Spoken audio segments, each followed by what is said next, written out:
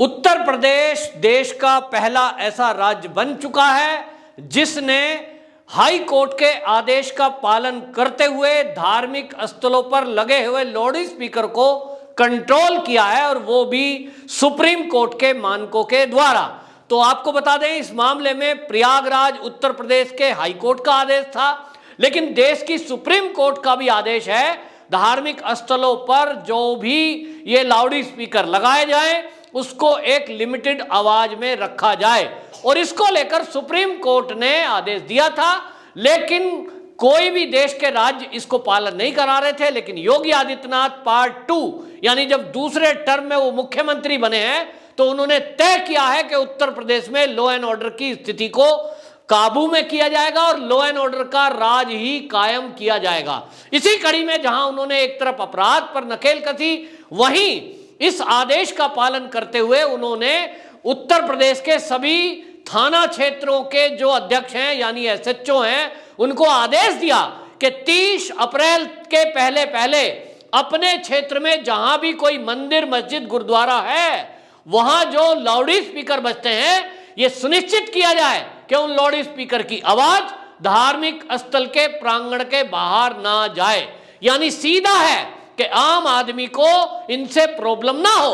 और यहां गौर करने की बात यह है कि उत्तर प्रदेश में सबसे ज्यादा अभी तक लगभग 42,000 लाउड स्पीकर ये इनकी आवाज को कंट्रोल किया गया है, आवाज कम की गई है। वहीं 22,000, जी हां बहुत बड़ा आंकड़ा है, 22,000 लाउड स्पीकर को उत्तर प्रदेश में धार्मिक स्थलों से 22,000 लाउड स्पीकर को उतार लिया गया है।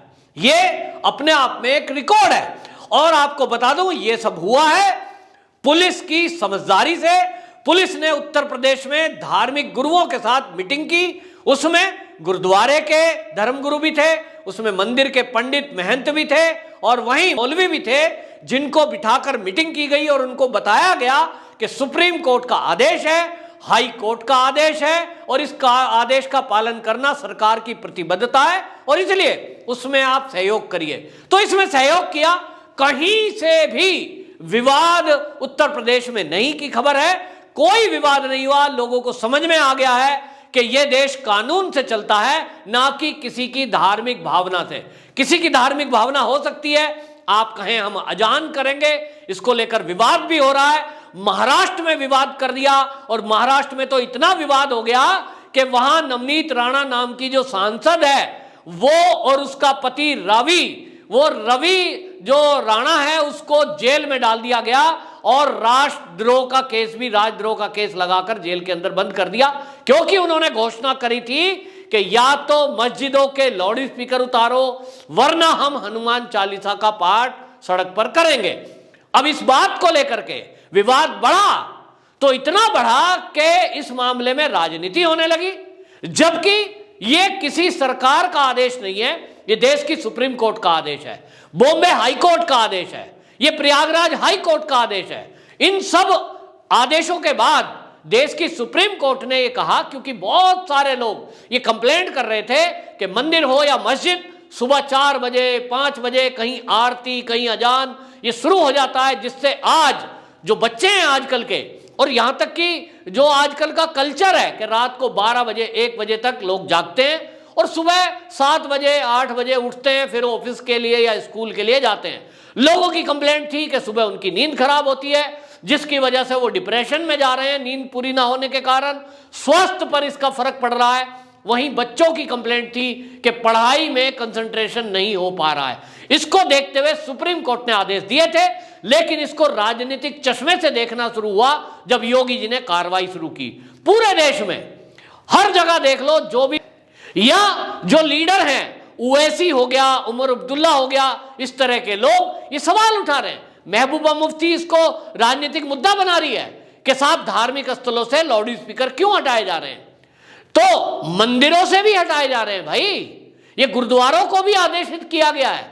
गुरुद्वारों की तो पहले ही कहीं दूर तक आवाज जाती ही नहीं थी। हमारे आसपास कहीं गुरुद्वारे हमने देखे हैं जिनमें से मधुर आवाज में संगीत के साथ भजन शब्द गायन होता है, तो उसकी आवाज तो कभी हमने दूर सुनी ही नहीं। लेकिन जो भी सड़क के आसपास लगे हुए थे उनको नियंत्रित किया गया, यानी लिमिटेड आवाज, जो कि सुप्रीम कोर्ट की गाइडलाइन है, उसके तहत ये कार्रवाई हुई। और ये आपको बता दें, ये इसको लेकर के राज ठाकरे जो कि एमएनएस चीफ है, उन्होंने बाकायदा योगी आदित्यनाथ की तारीफ की, और तारीफ करते हुए उन्होंने कहा, योगी जी आपका बहुत बहुत धन्यवाद कि आपने ये धार्मिक स्थलों पे लगे हुए लाउड स्पीकरों को कंट्रोल किया, इसके लिए आपने ये पहल की। लेकिन उन्होंने महाराष्ट्र का जिक्र करते हुए कहा कि भाई योगी जी, हमारे पास महाराष्ट्र में तो कोई योगी नहीं है, वहां तो भोगी है। बिना नाम लिए उन्होंने उद्धव ठाकरे पर तंज कसा है ये, और ये अपने आप में एक बड़ी बात है। उन्होंने कहा कि जिस तरह की बातें महाराष्ट्र में चल रही है, जिस तरह से हनुमान चालीसा पर रोक लगाई जा रही है, इस विषय में उन्होंने घोषणा की है कि 3 मई के बाद वो ये निर्णय लेंगे, या तो 3 मई के पहले राज्य की सरकार इस पर कुछ फैसला करे। सब समान रूप से हैं, सभी धर्म समान वैल्यू रखते हैं, तब फिर एक विशेष धर्म को ये छूट क्यों? सवाल तो ये है। और इसको लेकर राज ठाकरे ने सवाल उठाया। राज ठाकरे ने उद्धव ठाकरे जी को चुनौती दी और उन्होंने कहा कि यदि 3 मई से पहले लाउड स्पीकर नहीं हटाए गए तो 3 मई के बाद वो लाउड स्पीकर से हनुमान चालीसा का पाठ करेंगे मस्जिदों के सामने। इसको लेकर के उद्धव ठाकरे सरकार ने कुछ भी हाई कोर्ट के आदेशों का पालन नहीं किया, उसके बजाय एक नया आदेश निकाल दिया, और वो आदेश ये निकाल दिया कि मस्जिद के आसपास 100 मीटर की दूरी तक कोई भी हनुमान चालीसा नहीं पढ़ेगा। अब इसका मतलब क्या है? इसका मतलब यह हुआ कि सरकार तुष्टीकरण की नीति के कारण चल रही है। सरकार जो न्यायपालिका है, जो बॉम्बे हाई कोर्ट का आदेश है, उसको पालन कराने के मूड में कतई नहीं है। वरना लोग सवाल पूछ रहे हैं कि जब उत्तर प्रदेश जैसे संवेदनशील राज्य में यह कायम हो सकता है, सुप्रीम कोर्ट की गाइडलाइन को पालन कराया जा सकता है, तो महाराष्ट्र में क्यों नहीं? यह सवाल है। और यह सवाल इसलिए भी है कि उत्तर प्रदेश में तो माहौल को खराब कराने के लिए कई नेता पूरे देश में लामबंद हुए। जिस नेता को देख लीजिए, वो बाबा जी को ये टारगेट कहते हुए जरूर ये बोलता है कि साहब बुलडोजर मुसलमानों पे चल रहा है, जबकि बाबा जी योगी आदित्यनाथ जी के शासन काल में आप देखेंगे, आंकड़े देखेंगे तो आपको पता चलेगा कि बुलडोजर अपराधियों की संपत्ति पर चलता है, जिन्हों की संपत्ति अवैध रूप से कमाई हुई है उस पर चलता है, गंभीर अपराधियों पर चलता है। और इसके लिए भी योगी जी ने कानून पास किया है। तो वो हिंदू मुस्लिम करके नहीं चलता, बुलडोजर धर्म देखकर नहीं चलता। बहुत सारे ऐसे लोग हैं, हिंदू हैं, जिन्होंने अपराध किया था, उनकी संपत्ति पर भी ये बुलडोजर चला है। और विकास दुबे नाम को तो कोई भूला ही नहीं होगा, जिसकी गाड़ी भी पलटी, जिसके घर पे बुलडोजर भी चला। तो ये जो हिंदू मुस्लिम करके योगी जी को बदनाम करने की कोशिश कर रहे हैं, मैं इनसे पूछना चाहता हूं कि विकास दुबे क्या मुसलमान था जिसकी गाड़ी पलटी, जिसका एनकाउंटर हुआ, जिसका घर ढहाया गया? क्यों? क्योंकि वो अपराधी था। वही एक अपराधी जो मुख्तार अंसारी, ना उसके ऊपर कोई बुलडोजर चला, उसके ऊपर मतलब जैसा आप समझ रहे हैं विकास दुबे का ट्रीटमेंट हुआ, तो आप समझिए वो जेल के अंदर आनंद से रह रहा है। ये पक्षपात का आप अगर आरोप योगी जी पर लगाते हैं तो ये एक अन्याय होगा, ये गलत होगा। क्योंकि एक योगी आदित्यनाथ जी ऐसे मुख्यमंत्री हैं जो ना किसी की जाति ना धर्म देखते हैं, वो यहां तक कि पार्टी भी नहीं देखते। दूसरा मैं उदाहरण देना चाहूंगा कि अजय मिश्र टेनी, उनका बेटा आशीष टेनी कौन है, हिंदू या मुसलमान? निश्चित रूप से हिंदू है और गृह राज्य मंत्री का बेटा है, लेकिन उसको भी जमानत देने के लिए या केस खत्म करने के लिए योगी जी ने कोई पक्षपात नहीं किया। कानून अपना काम कर रहा है, पुलिस अपना काम कर रही है। यदि योगी जी चाहते और पहले की सरकारों जैसा शासन चला रहे होते, जिसमें समाजवादियों के जो जिला अध्यक्ष, प्रदेश अध्यक्ष या कोई पदाधिकारी या एमएलए, उनके खिलाफ भला पुलिस कुछ कर सकती थी? पुलिस तो यह करती थी समाजवादी शासन में कि भैंस ढूंढने के लिए निकलती थी मंत्रियों की। आज वो पुलिस अपराधियों को खोजकर और अपराधियों के खिलाफ कार्रवाई कर रही है।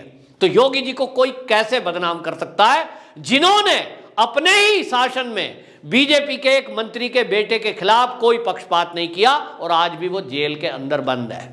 तो ये वो लोग हैं जिनको केवल और केवल तुष्टीकरण करना आता है। लेकिन आज योगी जी की लाउड स्पीकर को लेकर जो नीति है, जीरो टॉलरेंस नीति के कानून का राज कायम करना, इसमें योगी जी नंबर 1 फिर से बने हैं। और उत्तर प्रदेश सबसे नंबर 1 बन चुका है इस मामले में, जिसने अपने प्रदेश में लॉ एंड ऑर्डर की स्थिति मेंटेन करते हुए लाउड स्पीकर पर बड़ी कार्रवाई की है। और पूरे राज्य में 30 तारीख अभी दूर है, लेकिन उसके पहले ही सब जगह के धार्मिक स्थलों के जो लाउड स्पीकर थे उनको कंट्रोल में कर लिया गया है।